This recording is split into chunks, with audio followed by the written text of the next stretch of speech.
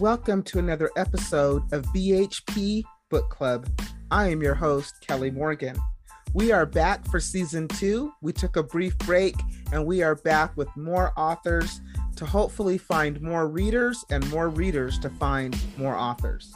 Today, I sit down with author Cheryl McClamrock. She is a first-time author. This is her first novel, and she's written a wonderful book called The Waking, which is now available on Amazon. I can't wait for you to meet her. So let's welcome her to our ever-growing book club, author Cheryl McClamrock.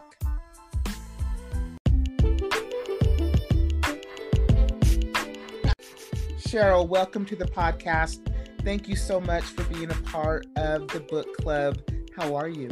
I'm great, and it's so lovely to be here. This is just wonderful for me, being a brand new author and having this opportunity. Thank you. Well, that's why I have the podcast, is to help authors like you. Just a different way to promote your book, because one of the things I like to talk about on the show is not only your book, right, but your journey to become an author. What was that like? Did you self-publish? Did you find a publisher? What was that like? And usually everybody says it was all kind of good up until the marketing part. Yeah. I don't know what to do now, right? I got this book and, so we'll talk about it. So tell me about how did you always know, that you wanted to be a writer? Is that something that you would always strive for? Or did you just kind of stumble into it? Yeah, as a kid, I was a reader, and we would have those class assignments of write your own little story, and I just went with it. So I always enjoyed inventing characters and stories, and I went into even college with a passion for literature and writing and everything that goes along with it. I knew I had a story in me, many stories, and the one I started with was it combined my love of literature and past great authors, as well as my story, and, a lot of new fun elements that people enjoy nowadays in their Marvel universes and whatnot. So, did you self-publish? I did what was called a hybrid publishing, where, you pay a little money to people who kind of know more about what they're doing than you do, because I was brand new to the game, even though I had done some research, and I had been working on this book literally for 10 years, the first book. I'm not planning on the second book taking that long, by the way. But I just knew that once it got down to me finishing that manuscript, that I was so clueless about the process that I really wanted somebody to walk with me through it. And so I interviewed a lot of the hybrid publishers, because I knew I kind of wanted to self-publish, but I also wanted somebody to handhold me through the process the first time. And so I probably interviewed at least 3 to 4 after I researched a bunch. And, I looked at the forums online of, the people who have published or used hybrids. And, there was all those warnings about, these vanity press publishers, they're just out to get your money. And I took those warnings and I really, when I talked with each person that was the contact, I asked them all of this list of questions. And I found that some of them wanted to charge you upwards of 10, 15 grand for their service. Yes. And I'm like, wow, but they have their promises that they're going to help you with the marketing and whatnot. But I just, I'm a mom, I'm a small business owner. I don't have money just coming out of my ears that I can spend on, on that kind of thing. So I was just like, well, what can I do to do this where it's not breaking the bank, but still getting accomplished what my dream was? And after talking to quite a few, I found one that wasn't the cheapest, but they definitely weren't up there in that high end, inaffordable. And they were very personable. you know, I'm a woman of faith, and my book has a lot of spirituality in it, and the publisher I ended up going with was a husband and wife team, and they're believers, and they really believed in, you know, not only me as a new author, but the story that I wanted to tell. So it helped me make that decision. So your experience with the hybrid was good? Yeah, pretty good. I mean, you know, when it did get down to the marketing aspect, and they never made any promises that they would, you know, take on the marketing. They told us that they would be helpful, but that was the author's responsibility. So, you know, when it got down to that, I just was like, I wish I had a little bit more help where that was concerned. But for what they promised to do, they did, and super helpful, getting that manuscript polished for me, helping me through, you know, even choosing a great cover for my book and things like that. So I was pretty pleased with what I received from them, and what the finished product turned out to be. And that's funny, because I think most authors just want to write. You don't think about your cover.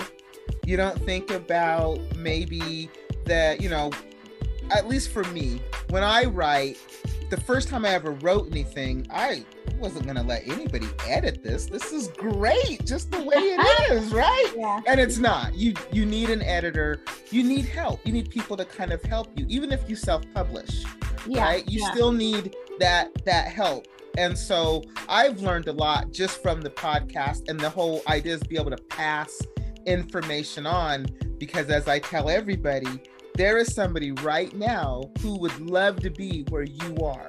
Maybe they're in the middle of just trying to just get it onto paper, right? But they haven't even thought about all this other stuff. And kind of talking to somebody or hearing somebody that's gone through it can maybe make the process a little bit easier for that next upcoming author, right? Yeah, definitely. So if I could give new, you know, people in the midst of their manuscript that little, you know, advice, it would be that your manuscript is going to need polishing. Like, and I'm one of those, I read Kindle published books, and, you know, I'm just a voracious reader. And so I've read those books that you can tell they did that manuscript and they published that right to the Kindle, and it needed a lot of work. And I'm like, oh, this poor person. Like, if they would have just had more eyes on it, it would have been great, you know, and I didn't want to be that person. Right. So I'm like, this is my first shot, you know, the first eyes that are going to be on my baby. And I wanted it to be polished, and I wanted it to be great. Like, I knew I had a great story, but I knew it wasn't going to be, you know, a masterpiece right out of the chute, you know, that it was going to have to have a lot of eyes on it, and, you know, help a girl out here. So yeah, well, you need an editor. After a while, you just stop seeing the mistakes, right? You're so close to it that you don't see what somebody else would jump off the page at them with the, you know, this is my thing about the self-publishing. It's fine to self-publish. Your story's not going to be for everybody, and you're going to get good reviews, and you're probably going to get bad reviews, but you don't want a bad review because of the editing. Yes. Because of grammar, because of mistakes, because of misspelled words. Yes. At least if you're going to self-publish, put out the best possible work you can. Exactly. You know, something, because it's your legacy. It's going to always be there. You've put it out there. It's in print now. It's real. So, you know, that's how I look at it. But let's talk about your story. Let's talk about The Waking. Tell me about this book. I actually jumped on Amazon and read the reviews, and all your reviews were so great. People were saying, like, I can't put this book down. She's such a great writer. So I'm like, oh my God, I didn't read it. You know, I haven't read the book, but please share as much as you want, because it definitely intrigued me. Well, I'm real excited about the story and the characters, because I'm you know, from early age, you know, I was in Narnia, you know, Wizard of Oz. I mean, any kind of fantasy book you could put in my hands, I was like, give it to me, you know. So I had a passion for the fantasy genre, first off. And then secondly, again, like I said, I'm a person of faith, so I wanted to incorporate that into a great fantasy story. So that's kind of where I started. And it also was a bit of a catharsis for me because I was able to put some of my own personal story and weave it in to some of the characters and what they went through in the book. So it could be like a classic group adventure. You got 6 main characters and then a few extra fun characters that are entering in throughout the story as well. You'll see callbacks to classic literature in the story, classic characters from those books. Like we have a little bit from Alice in Wonderland in there, and a little bit from the Fairy Queen. I don't know if you're familiar with that from classic literature. But I tried to do a little bit of callbacks here and there. Even Edgar Allan Poe. I mean, some of my loves from childhood will have little things popping in to the story here and there that if you're a lover of classics and a lover of literature, you'll be like, oh, that's from that, or that's from that, and that little phrase in there. And so I loved weaving that in. But they're basically six people from your everyday that you would bump into on the streets, kind of ranging from 16 up to I have a character that's early 60s. So I have 16-year-old, 20-somethings, 30-somethings, all the way up to 60, male and female, and they're kind of plopped into a magic realm. They wake up there, which is kind of a play on the title. They wake up there, they're dressed in some sort of garb that is like they're getting ready to fight. So your main character, her name is Gianna. She wakes up kind of looking like Elektra from the Marvel Universe. And we have somebody who looks like Gandalf from Lord of the Rings, and there's a few others, and they all have unique personalities, and they have unique gifts that they can use in this realm. But it goes from them coming together and this is weird, what's going on, to them realizing that they're actually on a spiritual journey in this land, and they have stuff going on in their lives and inside of them that they haven't dealt with and that needs to be dealt with. And some of those things come forth in an enemy that personifies what they haven't dealt with in their real lives, I should say. And so it's fun and it's deep, and surprisingly, a lot of people have said that they've been in tears in different parts of it, just identifying with some of the characters' stories. And so isn't that amazing? Did you ever think that your writing would bring somebody to tears? Actually, no, but when I was writing it, at times I was in tears. So I'm like, if this is doing it to me when I'm writing the story out, I'm hoping that it has that same emotional and spiritual impact on the person reading it. And really, that was a huge motivation behind it, is that I wanted it to transcend just a fun story. I really wanted it to change lives. And so it's kind of what C.S. Lewis has said in the past, is that you can get to people through what he called the back door of a story. There's one thing when you're making a speech and you could put people to sleep, but it's another thing when people get absorbed into a good story and you could throw a moral bone in there, and then they're taken by surprise and they were touched and they learned something. And so that was a huge motivation in writing this, is that I wanted people to have fun and I wanted them to have a great story, but I wanted it to change their lives. So I had read where someone had put a review and they had the trilogy ? Yeah. Is it going to be a trilogy? I believe it is. I'm working on book 2 right now. It's a little slower process than I thought it would be, but it won't be 10 years. I'm hoping this one will be out within another 6 to 9 months. Then yes, I do believe that once I come to the end of this book, there will be a tie-up book. I say that because I don't know sometimes what's going to happen until the end of the story. And that happened on the first one. I didn't quite know where it would go. When I got to the end of it, I'm like, oh, there's another book, you know? And so I'm thinking that will be the case here as well. And I'm planning for it, but I can't say 100%. It's definitely going to be 2.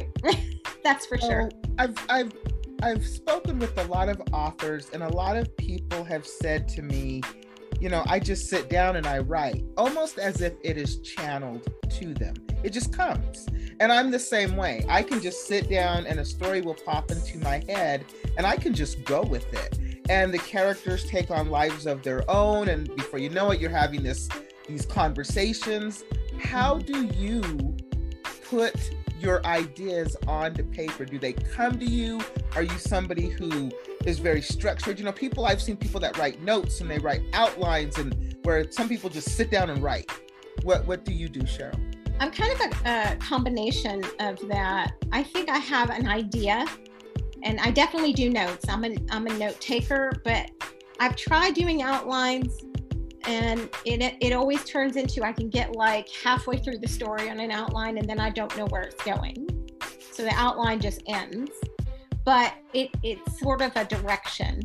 Some of the notes I'll be like, okay, I want, like for book 2, I have all the characters from book 1 listed, plus new characters that I'm introducing.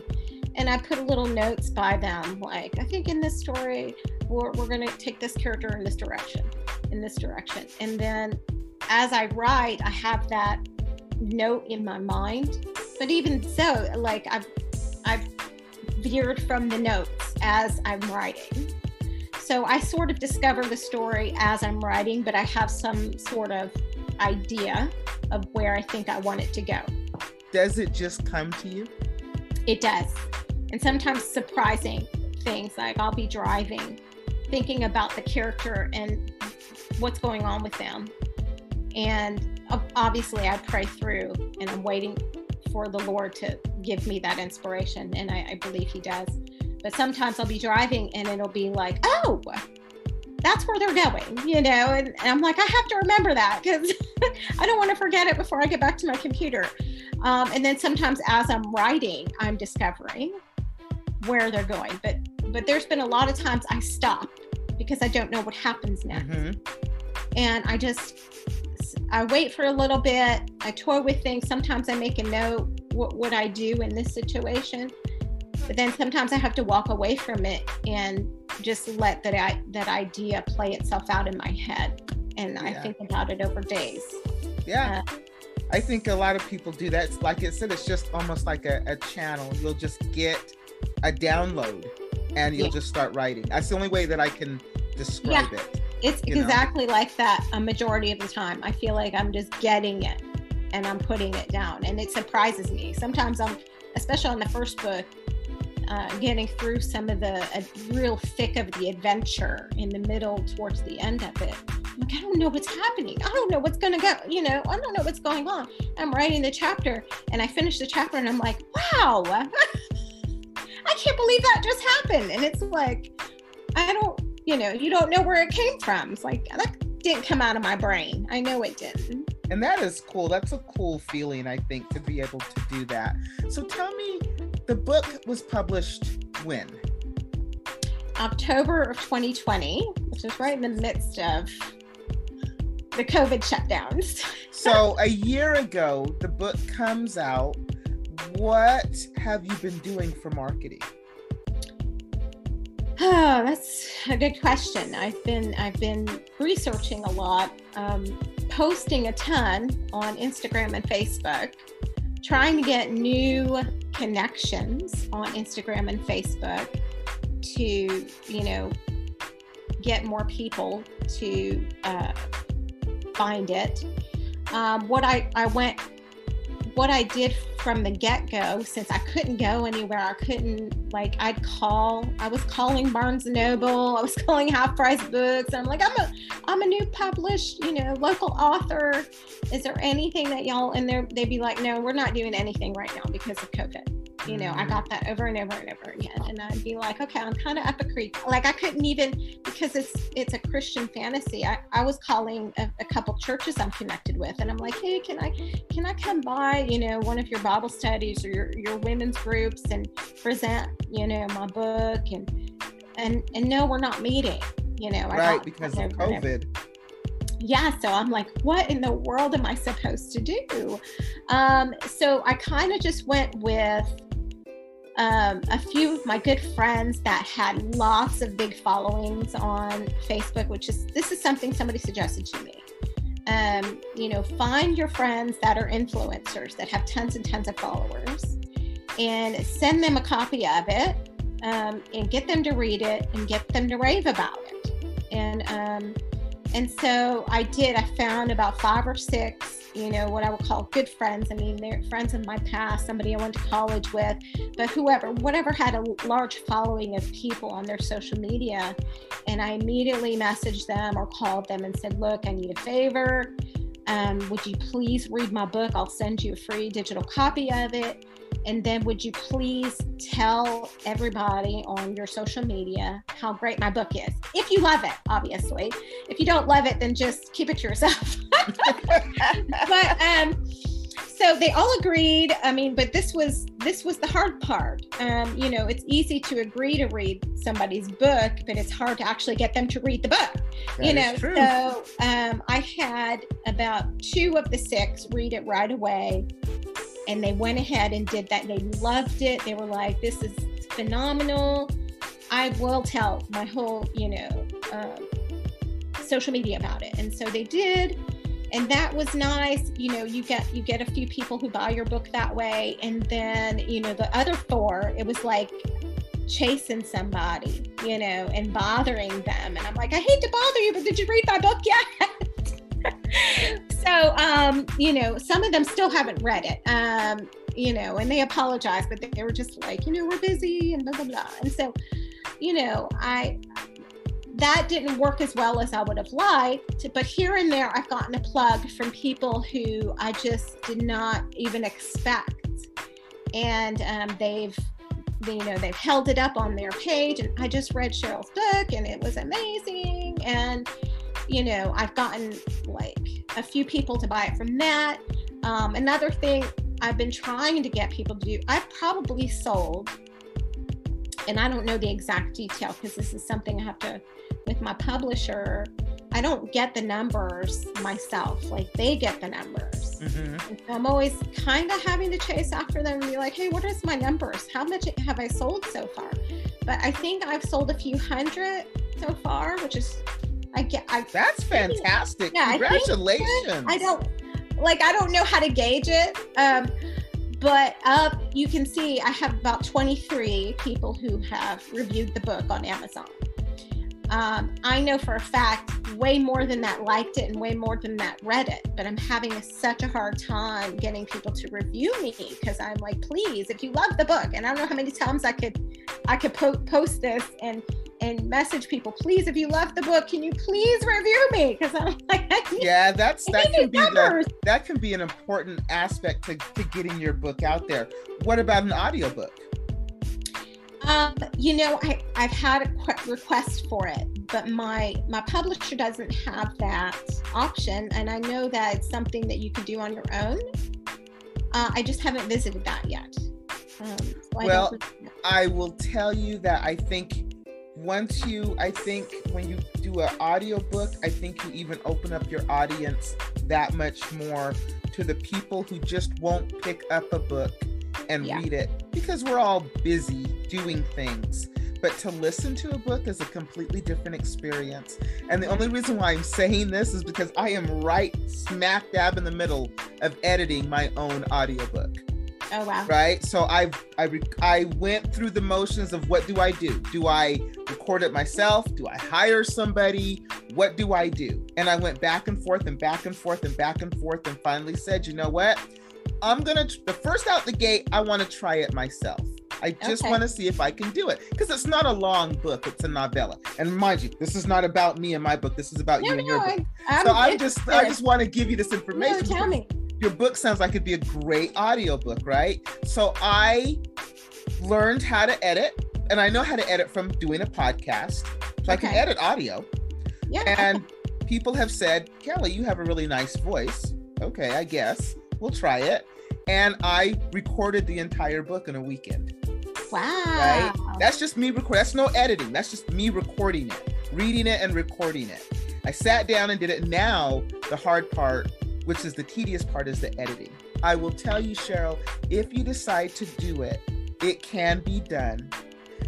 Go to Amazon's audiobook arm of the publishing. I think it's called AXS, I think. And they will have it so that you can hire somebody to do your book for you. Great. Or you can do it yourself. That's great too. Or you cannot pay anybody and offer them 50% of all the sales from the audiobook. So the person who's going to record it is taking a risk, right? I'm going to record this book for you. And then you're taking a risk because you're going to give them half of what you make. And that's another way for authors who don't have a lot of money, but you want to do an audiobook. So that is an option as well. So something to look into. And I try to pass that information because somebody told me on the podcast. And I was like, I had no idea. And I went and researched it, and they were right. So it got me to where I am now.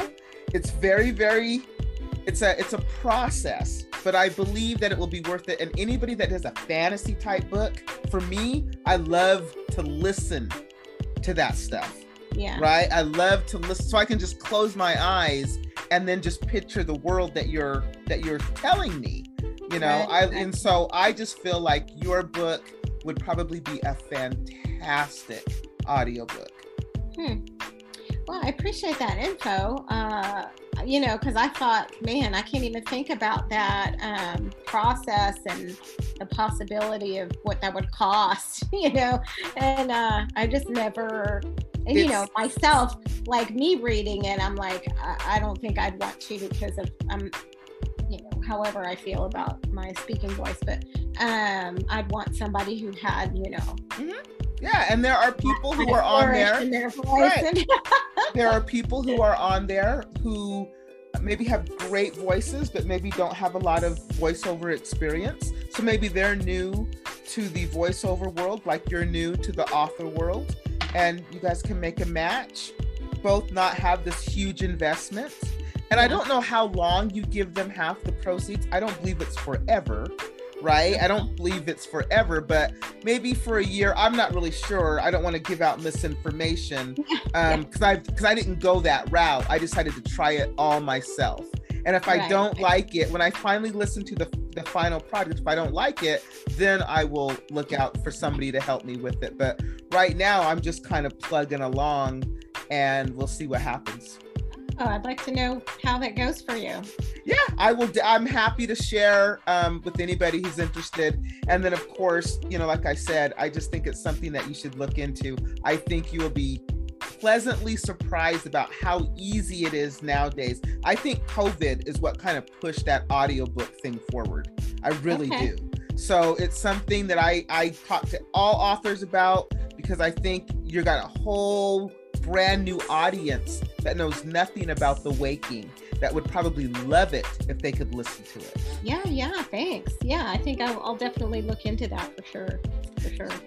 Cheryl, thank you so much for being on the podcast. I am interested in your book. I'm actually going to go and buy one off of Amazon. So that will be 101 or 201 sales that you've got, because I want to read it. I love reading a great fantasy book. It sounds fantastic.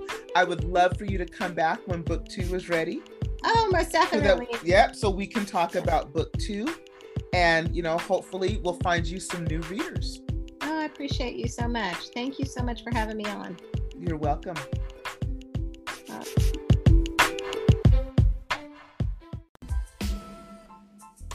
Thank you so much for listening to another episode of BHP Book Club. I have been your host, Kelly Morgan. We just wrapped up with author Cheryl McClamrock as she talked about her book, The Waking, which is now available on Amazon. Next week, another author, a new member to our book club. You can listen to past episodes on my website, www.brightheadedpublishing.com. There you can check out past episodes and hook up with me on social media. I can't wait till next week, another author, a new member to our book club. But until next time, keep writing.